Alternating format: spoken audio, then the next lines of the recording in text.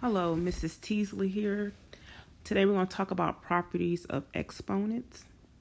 So here I have a list of all the properties, and we're actually going to go through examples of all the different properties.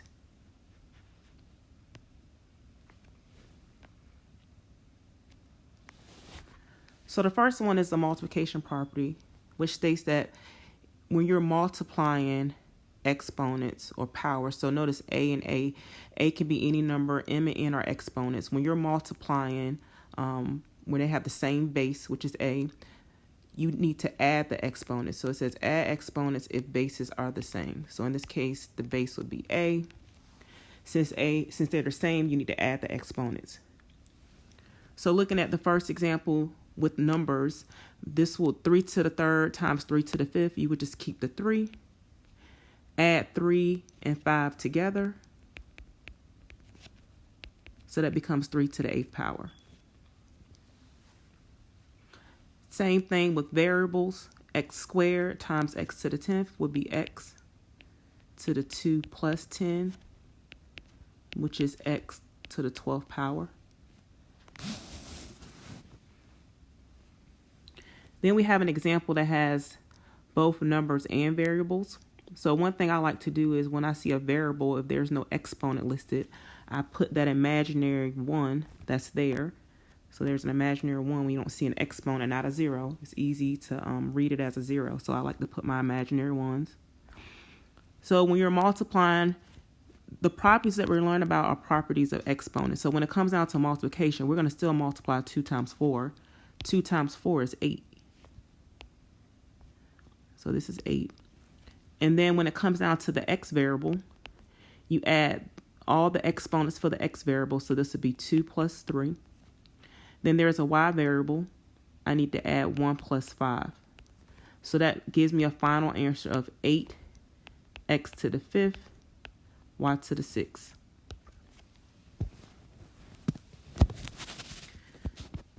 The next property is the power property. When you're raising a power to another power, an exponent to another exponent. So in this case, A is the base, and A has an exponent of M. You're raising that whole thing to the nth power. So when you're doing that, you multiply exponents when they're inside and outside the parentheses. So the N and the M you multiply together, and that will give you your final exponent. When it comes down to numbers, same thing. 5 to the third times 5 to the fourth. You would do 5 to the 3 times 4 power, which is 5 to the 12th. And no, you don't have to expand this unless it's stated, unless they ask you to do that in my math lab. Variables, the same thing. This is y to the 3 times 11 power, which is y to the 33 power. Same thing when it comes down to numbers and variables. So you have all this stuff inside this parentheses is being raised to the 4th power. So basically, you're going to be multiplying all the exponents by 4. So what I like to do again, anytime I don't see an exponent, I'm going to put an exponent there. So even when it comes down to the 6, this is just 6, but I can make the 6 to the 1st power. All right, same thing with z. This is z to the 1st power. So what I'm going to do is I'm going to multiply all my exponents by 4. So it's like you're distributing. So 4 times 1 is 4. So this is 6 to the 4th power. Then you have x. 4 times 4 here is 16. Then you do it for the y variable. 4 times 8 is 32. And then the same thing here. When you multiply 4 times 1 for z, you get a 4. Now, an example like this, you'll probably want to go ahead and simplify 6 to the 4th power. So I'm going to pull out my calculator and figure out what 6 to the 4th power is. So calculator. All right, 1296.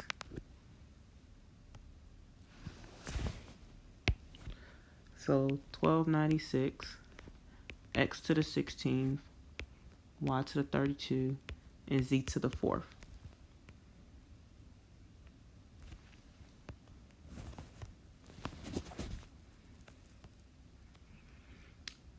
Division property.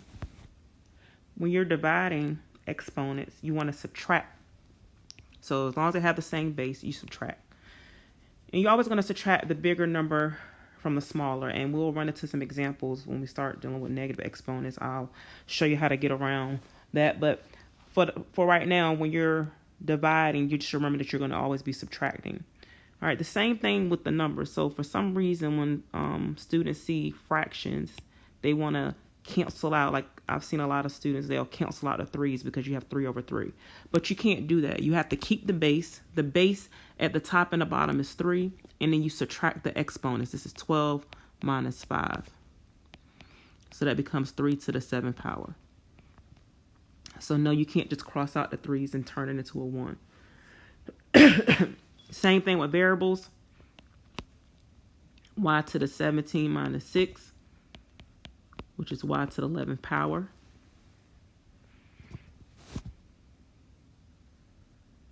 And then we have one with numbers and variables. So remember, the properties that we're learning are properties of exponents, not, we're not changing anything about the big numbers like we normally do. So basically, if I saw 3 over 9, all right, that's a fraction. So I'm going to simplify that fraction. I'm not going to subtract. I'm going to simplify.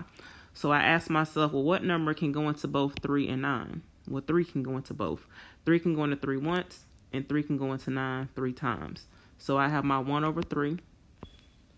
And then I subtract the fraction. I subtract the x variable. So I have an x to the 10 minus 4.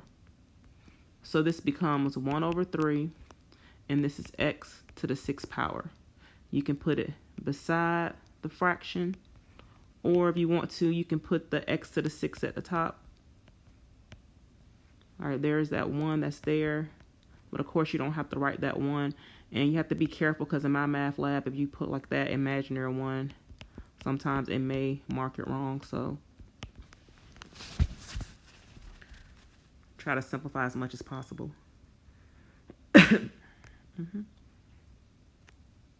Now we have our 0 property. Anything raised to 0, the 0 power is 1. So anything raised to 0 is 1. So 100 to the 0 power is just 1. This xy is both in parentheses, so that whole parentheses is being raised to the 0 power. So since that whole parentheses is being raised to the 0 power, that whole thing becomes 1. When I look at the ones with numbers and variables, I have this whole parentheses with the 3a squared b to the 4th. All that's being raised to the 0 power, so all that becomes a 1. But when you look at the next example, you have a 3. The only thing that's being raised to the 0 power is the stuff that's in parentheses, the a squared and b to the 4th. So the a squared b to the 4th, that green stuff, all that is going to turn into a 1. So this is times that green stuff, so times 1, which equals 3.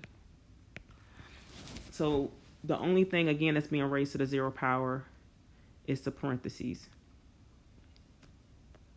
All right, the last property, negative exponent property. Negative exponents, you're going to take the reciprocal. All right, reciprocal means you're flipping the fraction. So remember, negative exponents, we're going to reciprocal, which is just a fancy way of saying flip it. Flip the fraction. So when you have a to the negative m power, the reciprocal of that is just 1 over a to the m. If it's already a fraction like a over b, if I have this negative exponent on the outside, then I take the reciprocal of a over b, which is b over a. You flip it, flip the fraction. And then that's how your exponent becomes positive. And it states here, if the exponent is negative, move the term to the opposite side and make the exponent positive. And when they say opposite side, they're talking about the opposite side of the fraction bar. 3 to the negative 4th power becomes 1 over 3 to the 4th power. And we could multiply that out and, get the final answer. I'm going to leave it in that form. X to the negative 6 is just 1 over x to the 6. This fraction here, first thing is the 16 and a 2. You're not doing anything to 16 and 2, but the x to the 10th and x to the 2nd, they are negative exponents, so you need to switch positions. So the x to the 10th comes to the bottom. So it's no longer negative 10, it's positive 10. And x to the 2nd comes to the top. And now we can do our thing. We can go ahead and simplify fractions like we normally would. So 16 over 2. Again, I asked myself, what number can go into both 16 and 2? So that answer would be 2. 2 can go into 2 once, and 2 can go into 16 twice. So far I have 2x squared and then x to the 10th. Now, this is what I mentioned earlier. So normally when you're dividing fractions with the exponents, you want to subtract. But you always want to subtract smaller from the larger number. Because if I do 2 minus 10, that's going to give me a negative number. You don't want a negative number. So to get around that, what you do is you want to highlight the bigger exponent. So between 2 and 10, 10 is bigger. So since 10 is bigger, that means that once I subtract in the correct order the smaller exponent from the larger exponent, my final answer will go in the denominator. So off to the side, I'll come over here off to the side. I'll just say, so this would be x to the 10 minus 2, which is x to the 8th. So again, since x to the 8th is the final answer and x to the 10 was the biggest exponent, what you do is when you draw your fraction, that x to the 8 goes in the bottom. So your exponent goes wherever your larger exponent was originally. All right, we'll probably run into this again as we do examples. So there you have like all the properties. We kind of looked at all the properties, did a simple example for each one.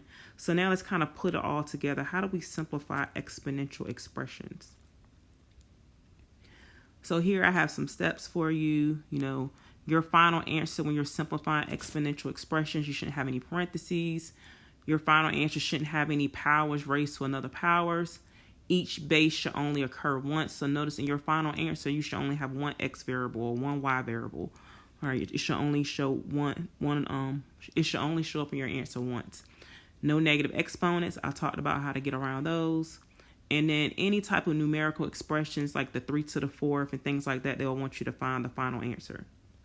Now in this section, I'm going to go through the examples on the left side.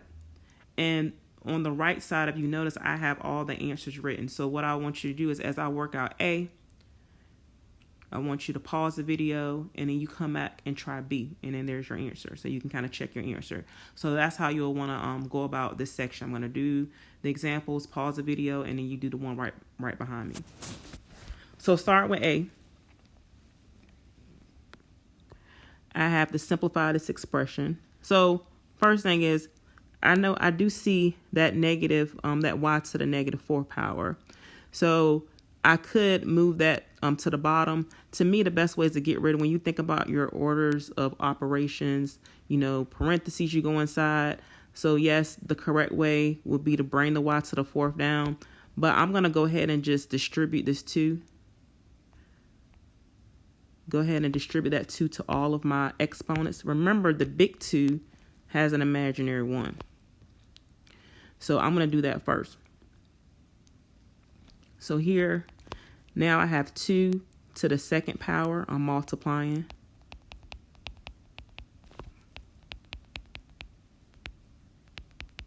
So 2 squared, this is x to the 16th, and this is y to the negative 8. Then I have 2 squared, which is 4, x to the 16, y to the negative 8. And now what I'm going to do is I'm going to just draw a line, because anything that's negative, I need to flip the position. So it's not a fraction initially, but what you want to do is you can make anything a fraction by putting it over 1. So I'm going to move this y to the 8th to the bottom. So your final answer is 4x to the 16 over y to the 8th. Again, if you wanted to, initially, you can come inside the correct way. If you want to follow orders of operation, which you should, you can bring the y to the 4th down originally. So this would be 2x to the 8th. Over y to the 4th. And then you can square everything. But one thing you don't want to forget is you need to square every single value. So even the ones in the denominator. So this would be 2 squared. 8 times 2 is 16. And even in the bottom, y to the 4th squared would be y to the 8th. And that will give you that same final answer that I have there. So both ways work. Both ways are fine. So again, pause the video. You try part B. All right, moving on to C.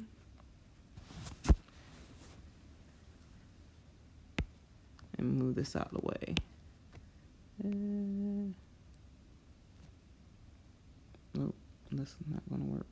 See if I can move it up a little bit. Just want to get this out the way so I can see what. Okay, that's a 4.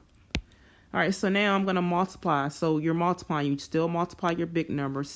Negative 7 times negative 2 is positive 14. There's an imaginary 1 with the x. So x to the 1. And if you look at the other parentheses, you have an x to the 5th. So you need to add the 1 and the 5 together. Then for your y variable, you have a 4 and a 6 that you're going to add together. So your final answer is 14x to the 6, y to the 10th. So part D would be similar to this example. So try this example. Remember, no negative exponents. Here, when I get to letter E, I'm going to go ahead and rewrite. I can rewrite this problem so I can get rid of that negative 8. So what I have is negative 35 x squared y to the 4th. And I'm going to bring that y to the negative 8 to the top, which makes it y to the positive 8 at the top.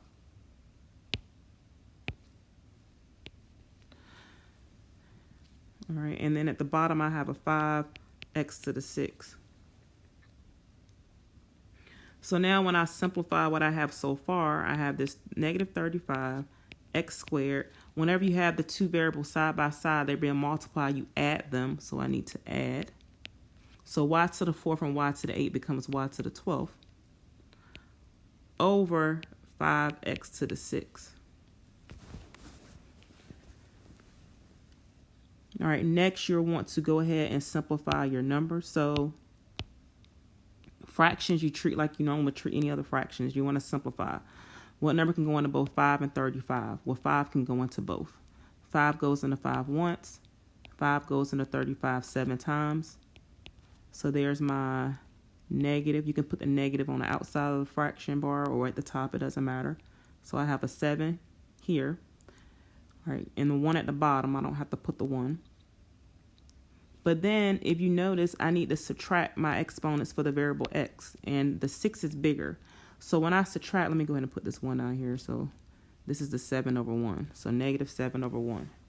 So when I subtract off to the side, I'm going to do x to the 6 minus 2. So I don't want to do 2 minus 6. I want to do 6 minus 2, which gives me x to the 4th. So since the 6 is bigger, that x to the 4th goes in the denominator, right? Because that's where the x to the 6 is located. So it goes x to the 4th in the denominator. And then the y to the 12th stays at the top. So your final answer is negative 7 y to the 12th over x to the 4th.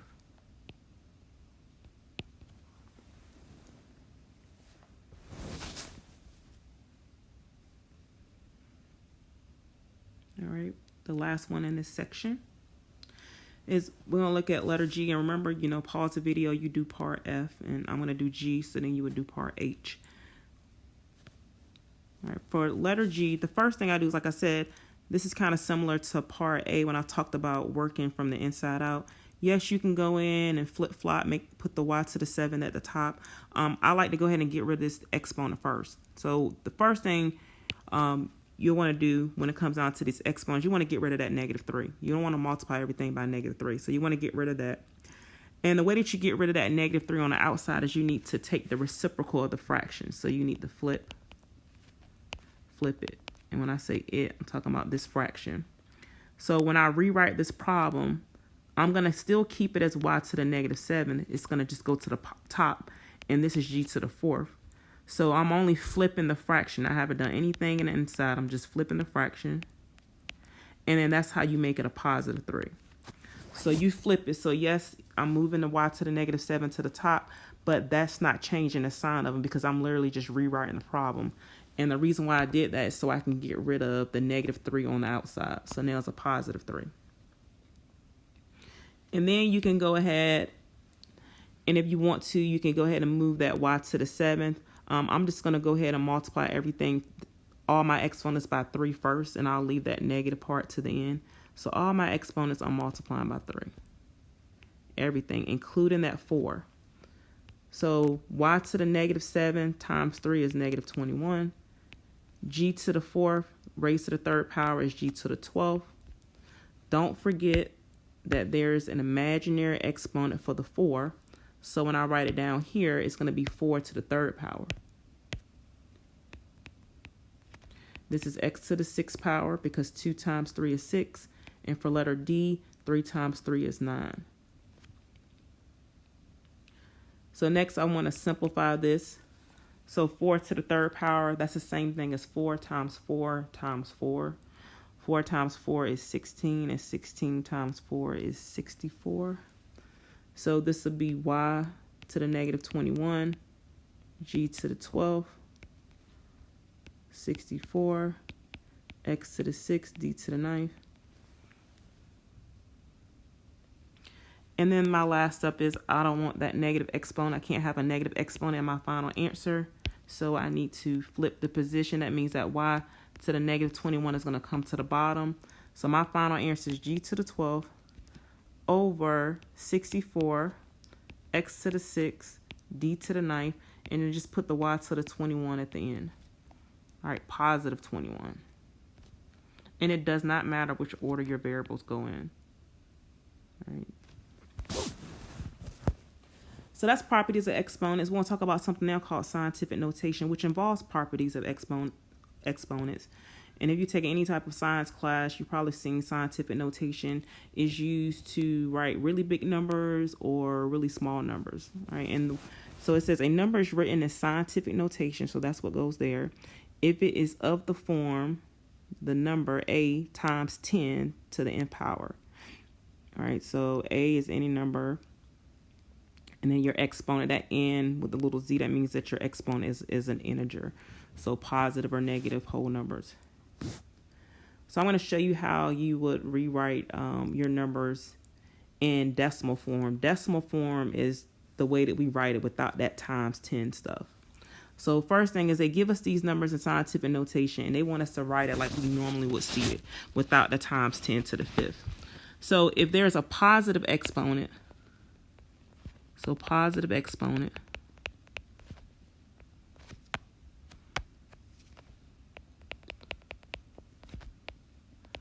you move the decimal to the right. So I start off with 6.4, and since my exponent is 5, I'm going to move my decimals 5 places to the right. So 1, 2, 3, 4, 5. That's my new location of my decimal. And in all those little loops, I'm going to drop zeros in. So your final answer is 640,000. All right, you don't put any commas.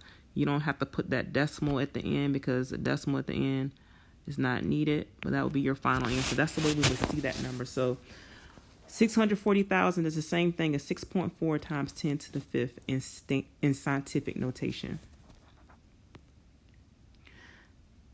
Same thing for part B. If you see that there is a negative in the front, that just means your final answer is going to be negative. So I'm going to still keep the negative 0.25. Where'd I go? I'm going to still keep the negative 1.25, and I'm going to move my decimals to the right. So negative 1.25. Move the decimal to the right. So 1, 2, 3, 4, 5, 6, 7. There's your new decimal location. And you drop in some zeros. So negative 1, 2, 5, 1, 2, 3, 4, 5 zeros.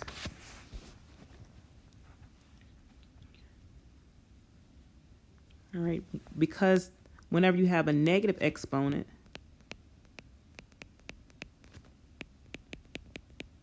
you move to the left. You move your decimal left.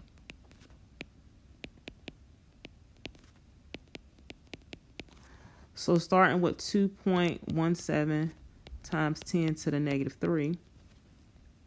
Actually, I'm going to take that off. I'm going to take my decimal and move it 3 places to the left. So now your decimal comes this way. 1, 2, 3. There's your new decimal location, and you drop in some zeros. So your final answer will be 0.00217.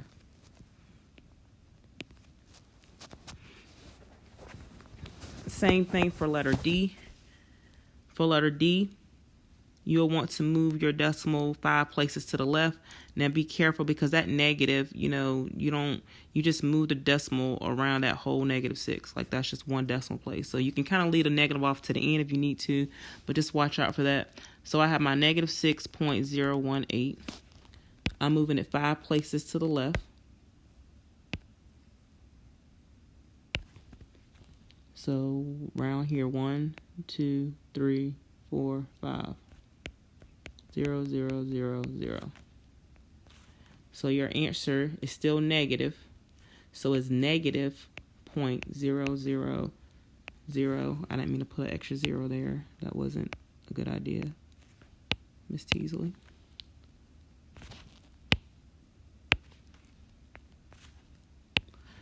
But that negative is the negative that's here. All right, so let's see. 1, 2, 3, 4, 5. So you have 1, 2, 3, 4 zeros, and then 6018, and a negative in the front. So again, be careful. For example, 2, they want us to write in a scientific notation. So now the rules are a little bit different. The rules are the opposite. So reverse the rules.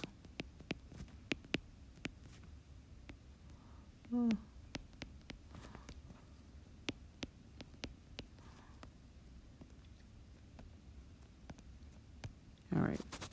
So when I say reverse the rules, first thing is you want to get your decimal behind your first non-zero number. So when you look here at this problem, your first number that's not a 0, reading it from left to right, would be this 3. So if you read a number from left to right, the first number that's not a 0 is going to be this 3 here. So you want your decimal to be right there between the 3 and the 4. So I need to figure out what is it going to take for me to get my decimal from all the way at the end, because if you don't see a decimal, there's a decimal there at the end, all the way up to this 4. So I need to count the number of places. So I'm moving to the left now. So I'm moving 1, 2, 3, 4, 5, 6, 7, 8, 9, 10, 11, 12, 13. So I moved 13 places to the left. So earlier the left was a negative exponent. This time the left is a positive exponent. So this is 3.497 times 10 to the positive 13 power.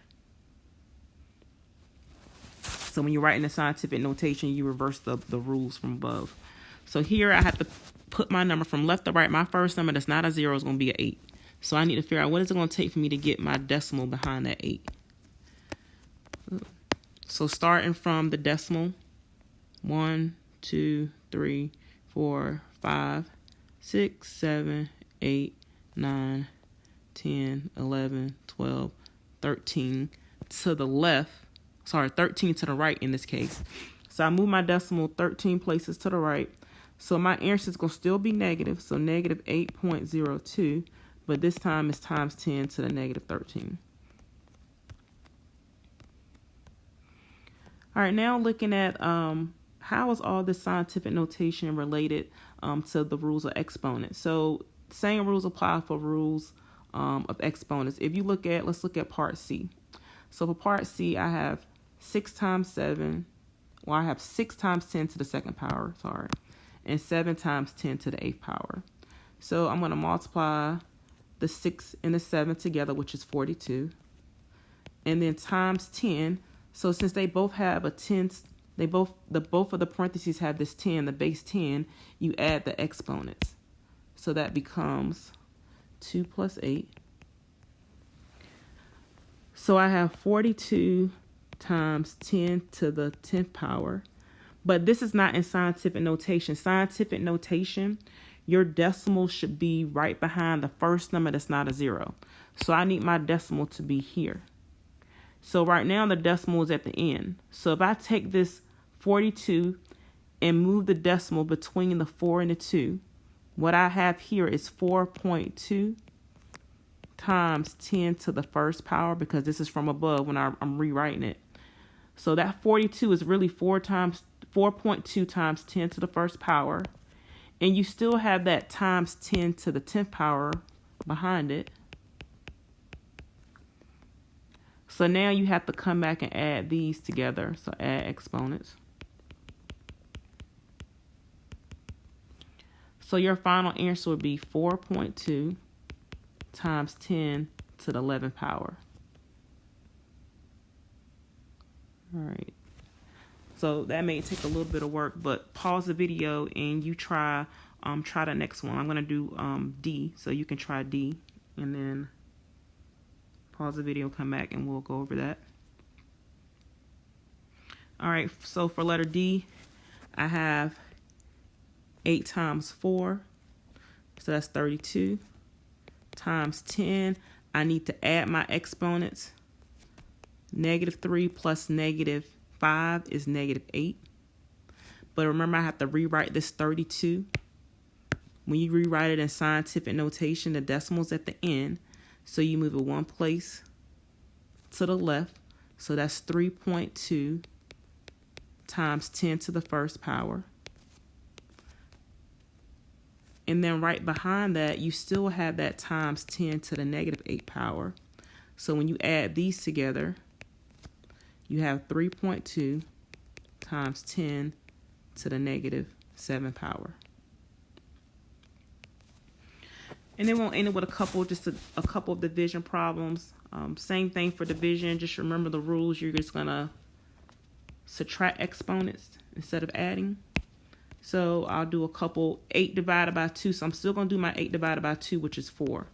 When it comes to the times 10 to the 5th and times 10 to the 3rd, it becomes 10 to the 5 minus 3. I subtract. And so this is 4 times 10 squared.